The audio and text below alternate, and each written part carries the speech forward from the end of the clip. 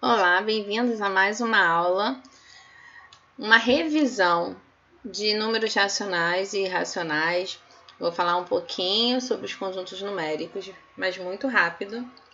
Falar sobre dízima periódica, algumas raízes e apenas uma revisão desses conceitos. Então, não vou me aprofundar. Nem vou perder muito tempo explicando coisas que vocês já deveriam saber ao assistir esse vídeo. Então, aqui tem uma ilustração dos conjuntos. Então, nós temos o conjunto dos números naturais, que está contido no conjunto dos números inteiros, que está contido no conjunto dos números racionais, e eles estão contidos no conjunto dos números reais. Esse conjuntinho aqui separado é o conjunto dos números irracionais. Todo número que não for um número racional, ele é um número irracional. E o conjunto dos números reais, ele é formado pela união dos números racionais com os números irracionais, tá? Então, por que eu falei que é uma ilustração? Porque, na verdade, essa corzinha aqui, rosa, lilás, depende de como tá aí na tela de vocês, não tem números aqui, tá? Todo o conjunto dos números reais, ele é preenchido por números racionais ou irracionais, tá bom? Mas hoje o nosso foco são esses dois conjuntos aqui, racionais e irracionais. Vamos só relembrar. Conjuntos naturais, representado por essa letrinha N aqui, ou a gente também vê dessa forma, tá? É o conjunto 0, 1, 2, 3, que se originou da contagem de animais, contagem das coisas, tá? Depois, uma dica para vocês, dá uma pesquisada como que surgiram os números, e aí vocês vão ver que inicialmente não existiu o número 0, tá? O 0 só veio aparecer muito depois. Os números inteiros, ó, se vocês observarem, tem aqui, ó. Esses números aqui, os positivos e o 0, são os números naturais. E aí nós temos também os números negativos. Por isso que a gente diz que os números naturais, eles estão contidos, o conjunto dos números naturais está contido no conjunto dos números inteiros, tá? Porque eles aparecem aqui. Conjunto dos números racionais são aqueles números que a gente pode escrever em forma de fração, desde que esse Q aqui seja diferente de 0, tá?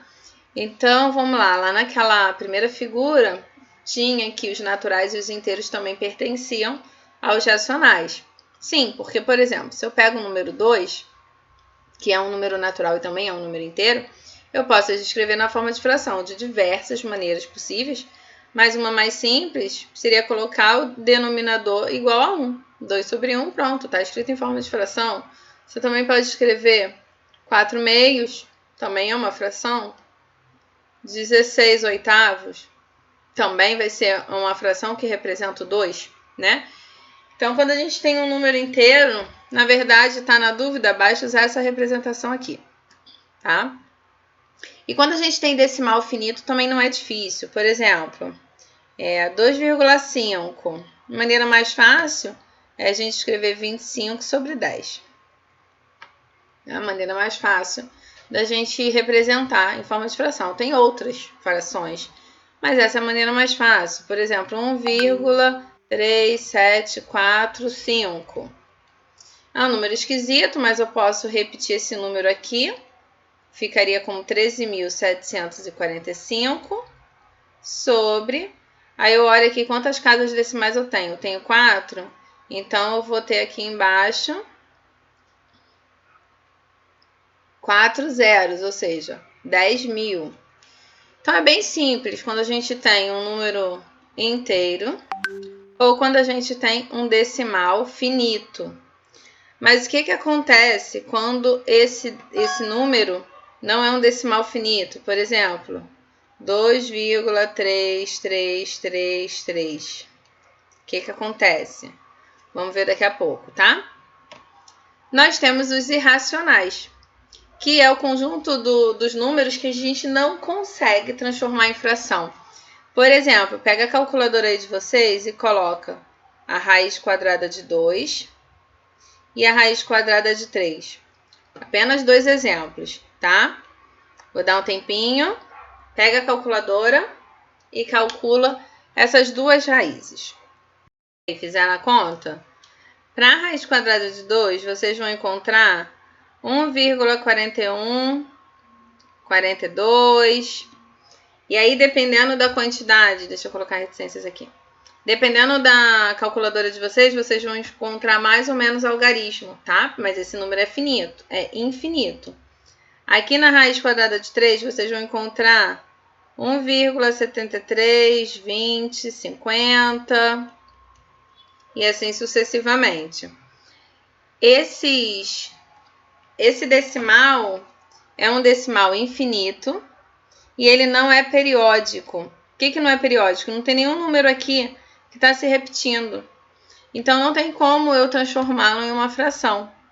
Então, é irracional. Eu costumo brincar dizendo que todos os números que são um pouco esquisitos, que a gente não consegue encaixar em canto nenhum, desconfia que ele é irracional.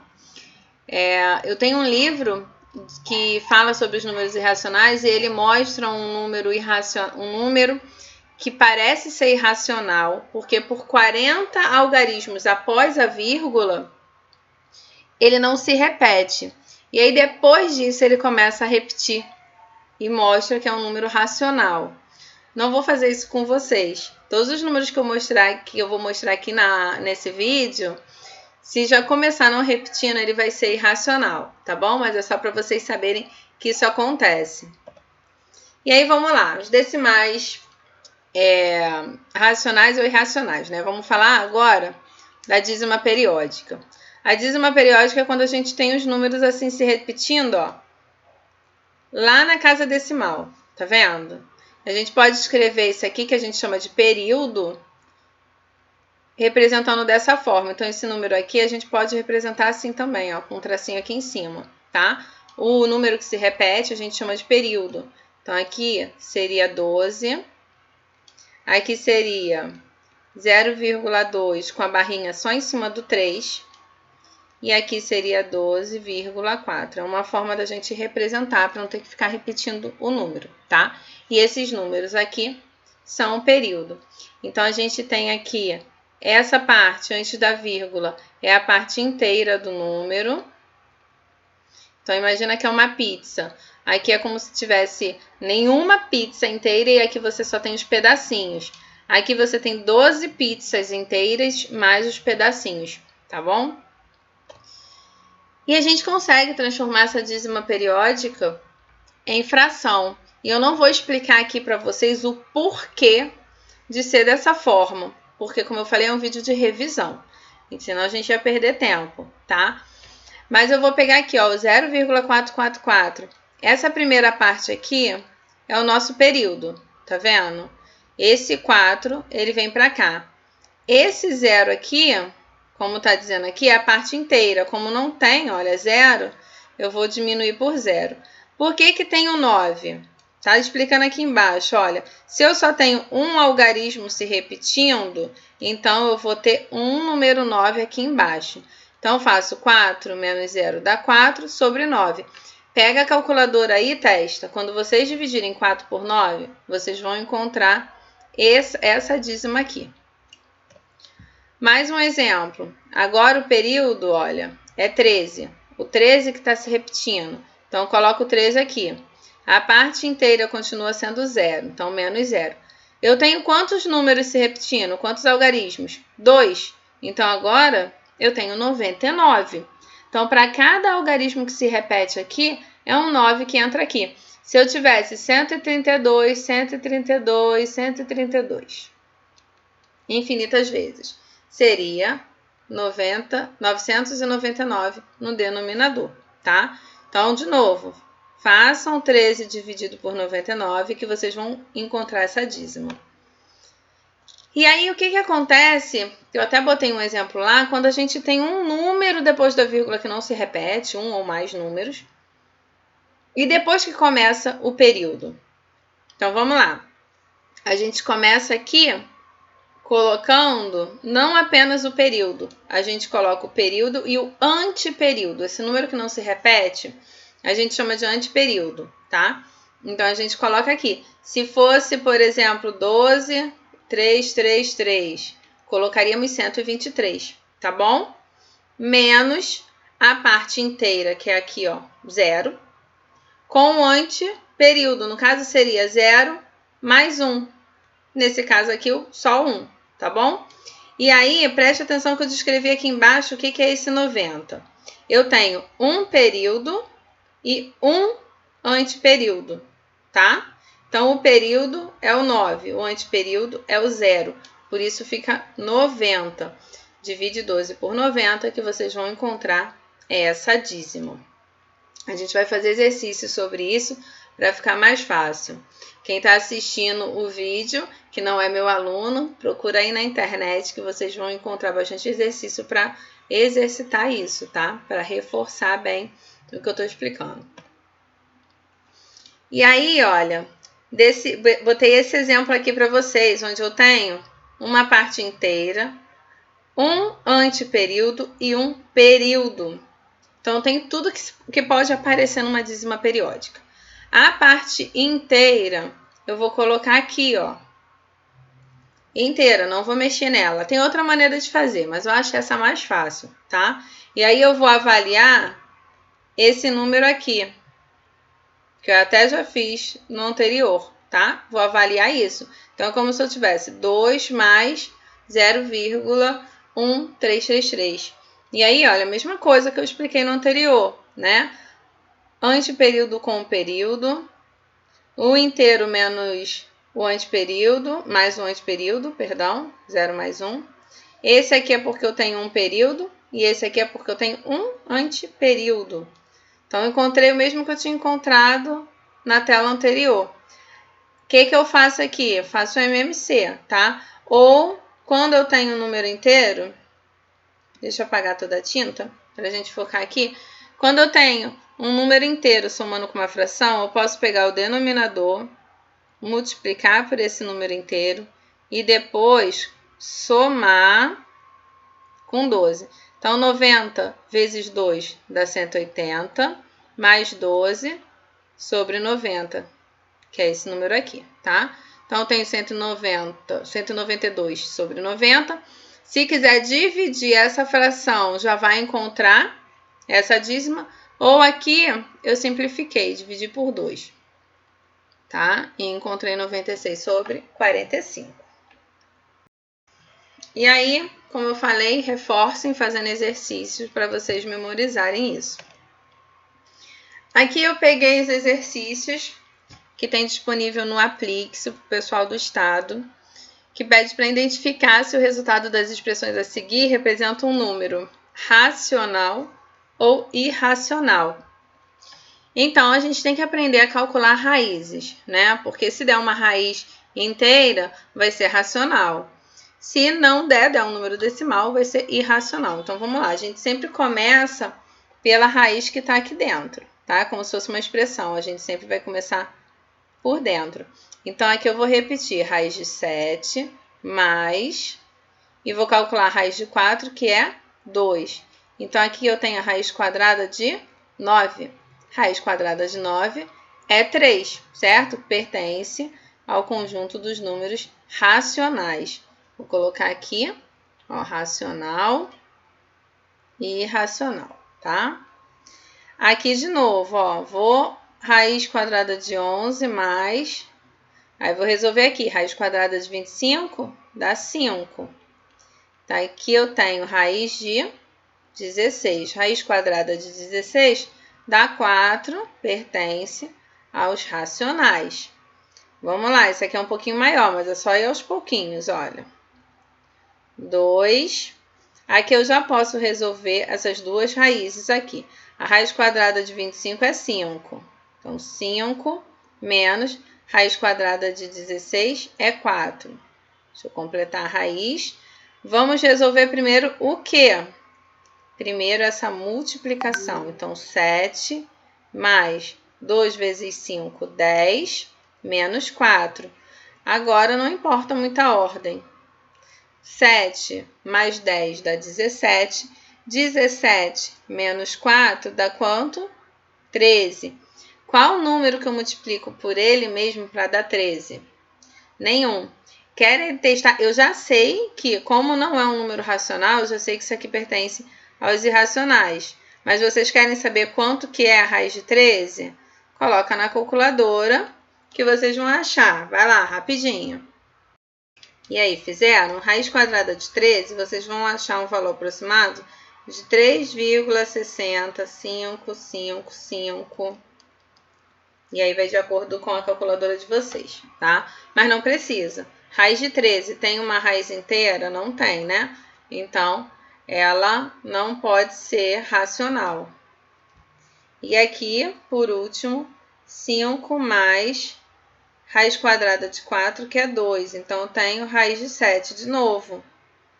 Eu não tenho nenhum número que eu multiplico por ele mesmo que dá 7. Então, isso aqui pertence aos irracionais.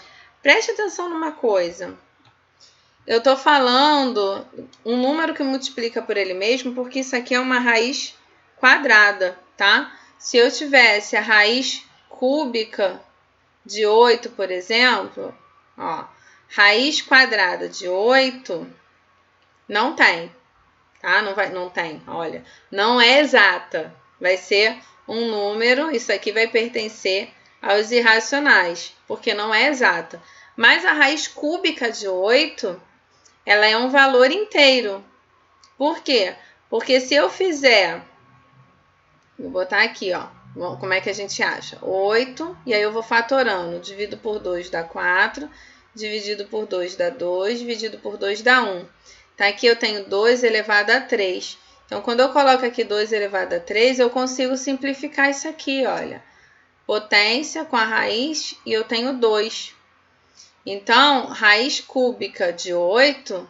pertence aos racionais. A raiz quadrada pertence aos irracionais, tá bom? Então, preste atenção nisso. Aqui só tem a raiz quadrada, mas se tivesse algum outro expoente, ia mudar a resposta. Analise as afirmações abaixo e, em seguida, assinale a correta. Todo número natural também é real. Isso aqui é verdade, né? Porque é só a gente observar aquela primeira imagem que eu coloquei. O número natural, ele está contido no conjunto dos números. O conjunto dos números naturais, ele está contido no conjunto dos números reais. Menos 1 é um número inteiro, tá? Isso aqui é verdadeiro. Mas não é racional. Isso aqui é falso, né? Porque eu posso escrever menos 1 sobre 1, por exemplo. Já coloquei em forma de fração. Então, é um número racional. Π é um número natural. Não, π é um número irracional, né? Qual é o valor de π? Vocês se lembram o valor de π?